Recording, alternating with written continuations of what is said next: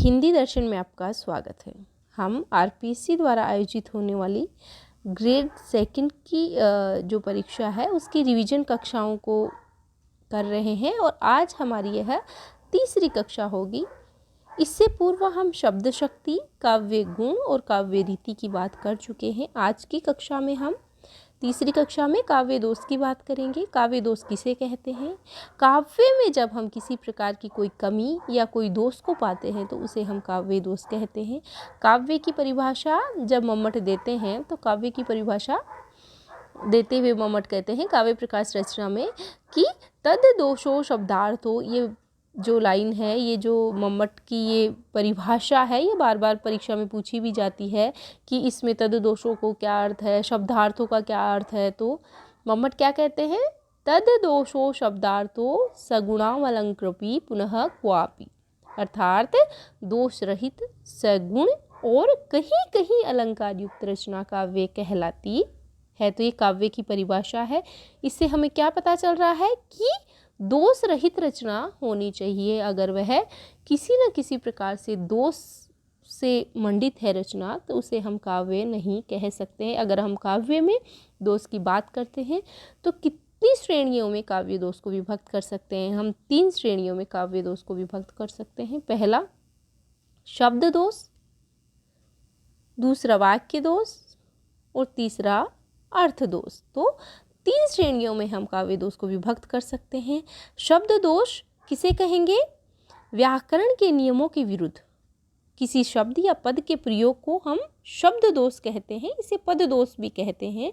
अर्थात जब किसी काव्य में व्याकरण संबंधी कोई त्रुटि पाई जाती है तो उसे हम शब्द दोष या पद दोष कहते हैं। दूसरा है वाक्य दोष।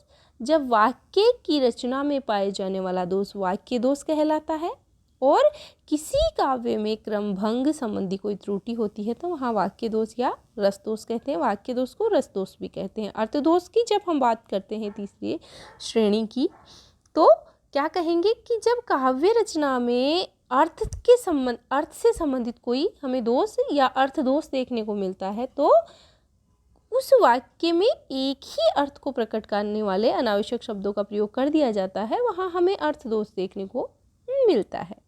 अब हम उन दोषों की बात करेंगे जो हमारी पाठ्यक्रम में लगे हुए हैं सेकंड ग्रेड में, जहाँ से प्रश्न पूछे जाते हैं। हमारी पाठ्यक्रम में ग्रेड सेकंड के पाठ्यक्रम में 6 दोष लगे हुए हैं। इनसे संबंधित लक्षण, इनकी विशेषताएं और उदाहरण आपसे पूछे जा सकते हैं।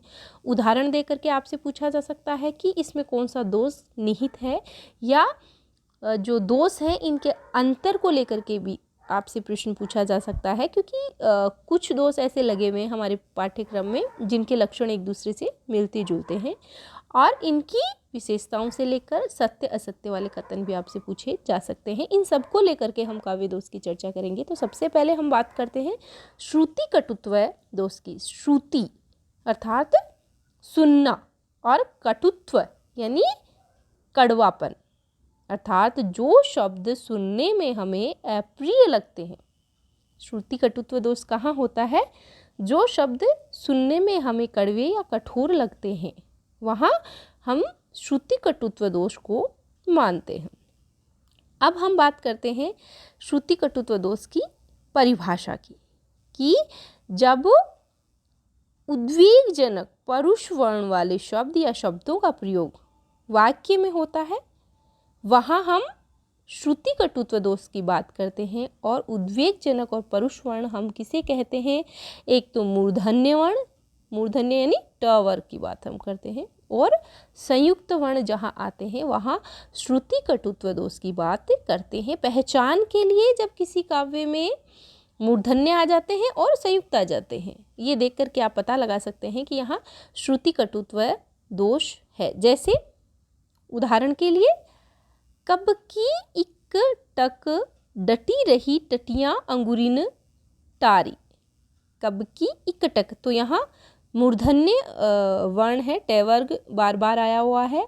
और श्रृंगार रस के प्रसंग में ये ट वर्ग जिसका प्रयोग किया हुआ है, इसमें इक, टक, डटी, टटिया आदि जो शब्द हैं ये कानों को उद्वेगजनक कर रहे हैं, अर्थात उद्वेग पैदा हो रहा है। तो हम क्या कह सकते हैं, श्रुति कटुत्व दोष है। आप ध्यान रखिएगा, सामान्य सा अर्थ है और इसको ध्यान में रख करके आप इसकी पहचान कर सकते हैं। एक और उदाहरण देख लीजिए। पावन पद वंदन करके प्रभु कब कार्तार्थ मिले मुझे। यहाँ जो यह कार्तार्थ शब्द है यह भी कर्णकटु प्रतीत हो रहा है, इसलिए यहाँ श्रुति कटुत्व दोष होगा। बस आप ध्यान रखेंगे, सुनने में कटु लगेगा, मूर्धन्य वर्ण होंगे, संयुक्त वर्ण होंगे। और एक और विशेष बात जिसे आप ध्यान में रखेंगे, सत्य असत्य वाले कथनों में पूछा जा सकता है कि जब वीर और रौद्र रस के प्रसंग में श्रुति कटुत्व शब्दों का प्रयोग होता है तो वहाँ उसे गुण माना जाता है, ना कि दोष। अगले दोष की बात हम करते हैं, ग्रामत्व दोष। किसे कहेंगे ग्रामत्व दोष?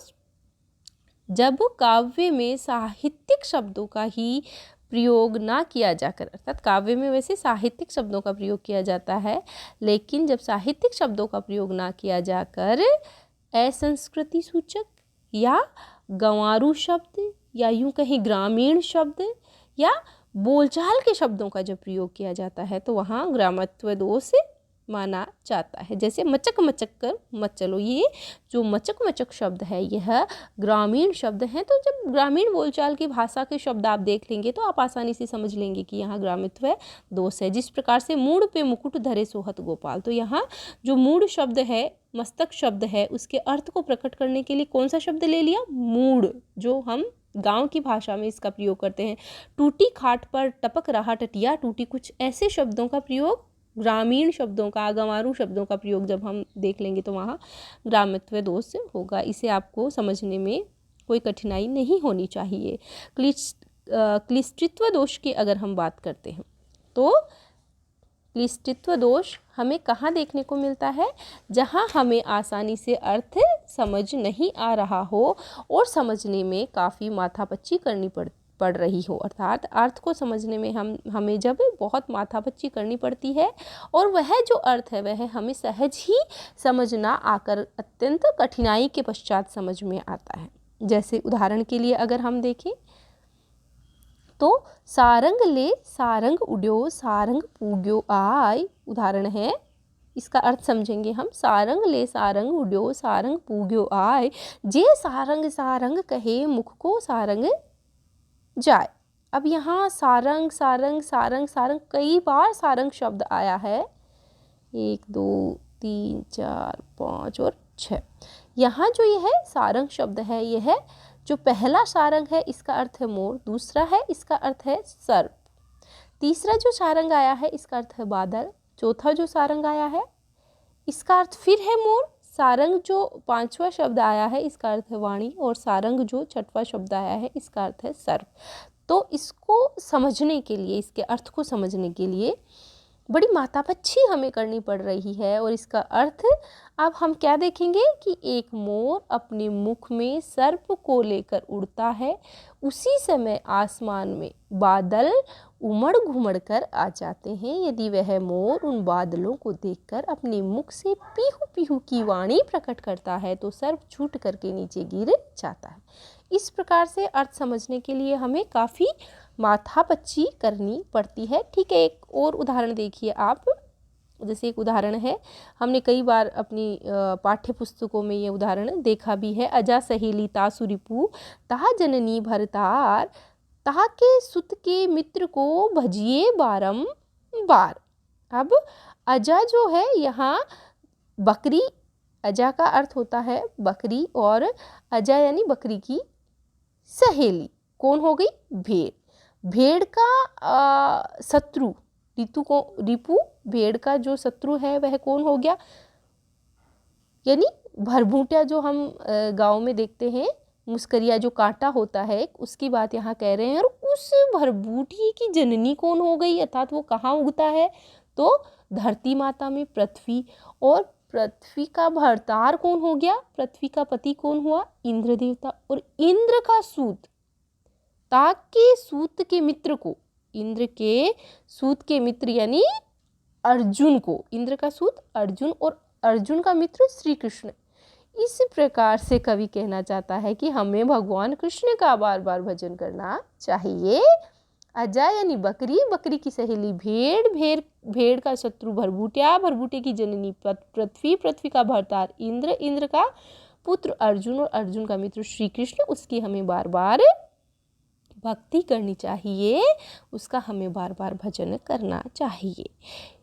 इस प्रकार से हमें यह जो अर्थ है यह समझने में काफ़ी कठिनाई हो रही है, इसलिए यहाँ क्लिष्टित्व दोष आएगा। अप्रतीतत्व दोष, दोष नंबर 4 की बात हम करते हैं। अप्रतीतत्व दोष, यह दोष हमें कहाँ देखने को मिलता है? जब लोक व्यवहार में प्रयुक्त ना होने वाले शास्त्रीय शब्दों का काव्य में प्रयोग होना पाया जाता है, वहाँ अप्रतीतत्व दोष होता है।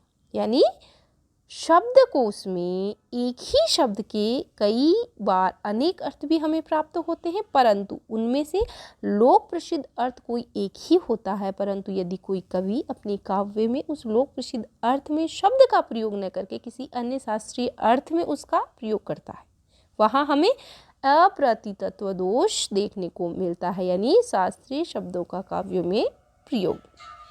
इस बात का आप ध्यान रखेंगे। उदाहरण की अगर हम बात करें तो विस्मय यह गोदावरी अमृतन को फल देत, केशव जीवनहार को अशेष दुख हर लेत। यहाँ विष का लोक प्रसिद्ध अर्थ होता है जहर, परंतु कवि ने यहाँ इस शब्द का प्रयोग जहर अर्थ में ना करके जल अर्थ में किया है। कैसे? विस्मय ये गोदावरी अमृतन को फल देत, केशव जीवनहार को अशेष दुख हर लेत। तो शब्दकोश में विष का अर्थ जल भी प्राप्त होता है, अतः लोक प्रसिद्धि के विरुद्ध अर्थ प्रकट होने के कारण यहाँ अप्रतीतत्व दोष होगा, क्योंकि शास्त्रीय शब्दों का काव्य में यहाँ प्रयोग किया जा रहा है। एक और उदाहरण अगर हम देखें तो तत्व ज्ञान पाकर हुए आशय दलित समस्त। इस उदाहरण में आशय जो है इसका लोक प्रसिद्ध अर्थ होता है तात्पर्य, परंतु कवि ने यहाँ इसका प्रयोग मिथ्या ज्ञान या वासना के अर्थ में किया है, अतः यहाँ कौन सा दोष होगा? अप्रतीतत्व दोष। अब हम बात करते हैं अक्रमत्व दोष, अर्थात शब्द का क्रम वाक्य की रचना की दृष्टि से जब हमें दूषित पाया जाता है तो वहाँ अक्रमत्व दोष होता है। ये कह सकते हैं हम कि क्रम भंग जब हमें देखने को मिलता है वहाँ अक्रमत्व दोष होता है, अर्थात वाक्य में शब्द का प्रयोग जहाँ होना चाहिए वहाँ न हो करके अन्यत्र होता है, वहाँ हम अक्रमत्व दोष पाएंगे। उदाहरण के लिए अगर हम देखें तो विश्व में लीला निरंतर कर रहे हैं मानवी, ये उदाहरण है। यहाँ वे प्रभु इस विश्व में निरंतर मानवी लीला कर रहे हैं। यहाँ जो मानवी लीला, मानवी शब्द लीला से पहले प्रयुक्त होना चाहिए था, परंतु सही क्रम पर प्रयुक्त न होने के कारण यहाँ अक्रमत्व दोष होगा। कहने का आशय है क्रम भंग जब पाया जाता है वहाँ अक्रमत्व दोष होता है। अब हम बात करते हैं अंतिम दोष की, दुष्क्रमत्व दोष। जब किसी बात को क्रमबद्ध न कहा जाए, अर्थात कोई बात जब क्रम से हमें कहनी चाहिए और वो क्रम हमारा टूट रहा है, था तो शास्त्र या लोक मान्यता का यहाँ खंडन हमें देखने को मिलता है। क्रम यहाँ टूट जाता है, जो लोक मान्यता के अकॉर्डिंग जो बात है, जो शास्त्रों के अकॉर्डिंग जो बात है, वह क्रम यहाँ हमें टूटा हुआ मिलता है। अर्थात पहले कही जानी चाहिए उस बात को हम बाद में कह रहे हैं, और बाद में जो बात कही जानी चाहिए उसे हम पहले कह रहे हैं। जैसे पैसे दे दो 5 नहीं तो 10 ही दे दो। यहाँ यह 10 की बात पहले कहनी चाहिए थी और 5 की बात बाद में कहनी चाहिए थी। जब हमें पैसे अगला 5 ही नहीं देगा तो 10 कैसे देगा? तो ये बात तो शास्त्र के विरुद्ध बात हो गई, लोक के विरुद्ध बात हो गई। यहाँ क्रम जो है यह सही नहीं है वाक्य का, इसलिए यहाँ कौन सा दोष होगा? दुष्क्रमत्व दोष। एक और उदाहरण देखिए, मारुत नंदन मारुत को मन को खगराज बेग चलो।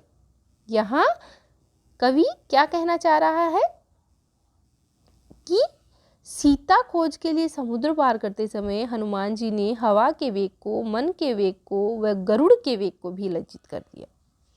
मन का वेग सर्वाधिक होता है, अतः जब मन के वेग को पहले ही लज्जित कर दिया है तो उसके बाद खगराज के वेग को लज्जित करवाने का तो कोई औचित्य ही नहीं है, इसलिए यहाँ दुष्क्रमत्व दोष होगा। तो ऐसे क्रम की बात टूटने की हम करते हैं, वहाँ दुष्क्रमत्व दोष हमें देखने को मिलता है।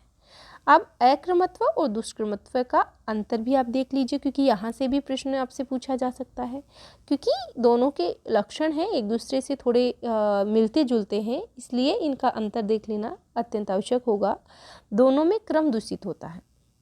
आपसे पूछा जा सकता है कि अक्रमत्व या दुष्क्रमत्व दोष से संबंधित कौन सा लक्षण नहीं है, या कौन सा कथन सत्य है या कौन सा कथन असत्य है।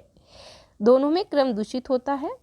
अक्रम में क्रम व्याकरण की दृष्टि से दूषित होता है और दुष्क्रम में क्रम तर्क या शास्त्र या लोक दृष्टि से दूषित होता है। अक्रमत्व अमानुषी भूमि अबानरी करो और दुष्क्रमत्व राजन देहु तुरंग मोही अथवा देहु मतर।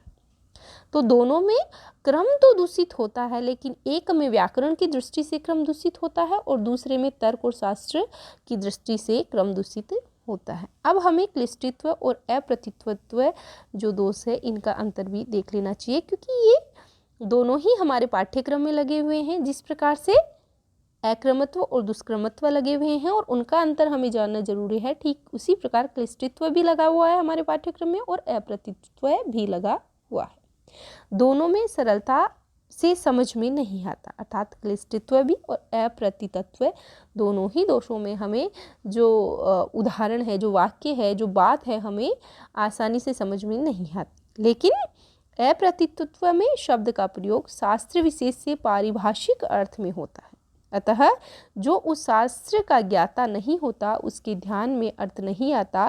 पर क्लिष्टित्व में पारिभाषिक शब्द का प्रयोग नहीं होता, फिर भी अर्थ सहज ही ध्यान में नहीं आता, पर मातापच्ची करने पर प्रायः वह ध्यान में आ जाता है। अर्थात इसमें शास्त्र का ज्ञाता नहीं है तो जो अर्थ है वह ध्यान में नहीं आता, और इसमें माथापच्ची जब हम करते हैं क्लिष्टत्व में तो हमें ध्यान में आ जाता है, भले ही हम उस शास्त्र के ज्ञाता हो और चाहे हम उस शास्त्र के ज्ञाता ना हो।